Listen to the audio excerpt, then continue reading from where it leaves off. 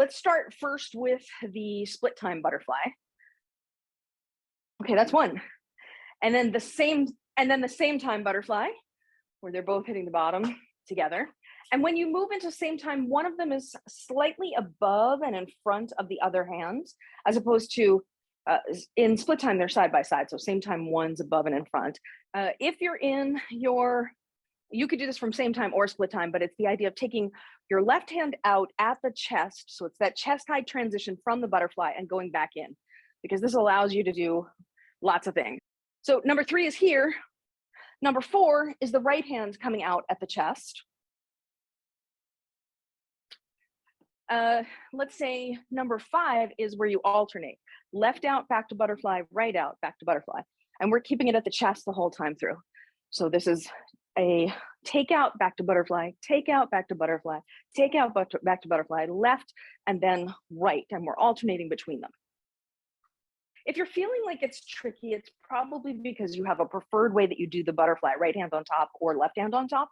Whichever way it is, you have to remember that the hand that's coming back in, that's the bottom hand, has to go underneath. And the hand that's coming back in, that's the top hand, has to come in on top. So if it's feeling a little tricky, it's probably just that one little detail that will solve everything. I think this is 6, is your left hand going over the crown. And a lot of people do it over the shoulder when they start out, because a lot of people, when they're self-taught, don't actually learn to go over the crown because nobody tells them. Then you want to do it with the right hand. So again, right hand over the crown. If you have the left going up and you have the right going up, just like the one we did at the chest where we alternated, we can alternate at the head where you go up, down to butterfly, up, down to butterfly, right, back, down to butterfly, left, back, butterfly, right, back, butterfly, left, back, butterfly. So just this alternating pattern, it's like this from the front. And that is distinct from actually doing this one, which we're going to get to. More basic ones that we didn't do at the beginning. If you're in a regular butterfly, you can also do a butterfly with an extension. Just like we did the pinwheel with the extension, you could do the butterfly with the extension. And you could do multiple ones in a row, or you could do big to small to big to small to big to small. And this one maybe is better to show you on the front view. Then you could also do the same thing from split time. So you could do split time big.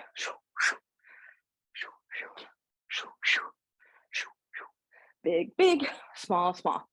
Big, big, small, small, small, small. Big, big, small, small, small, small. And when you're doing the big, give yourself permission to really reach for it.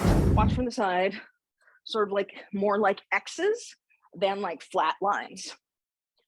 So work on trying to move it from this sort of X, I'm exaggerating it, to this flatter line to get it cleaner. Where you go from butterfly to angel or behind the head butterfly, we just call it an angel because it kind of looks like a halo around you when you look at a fire photo of it.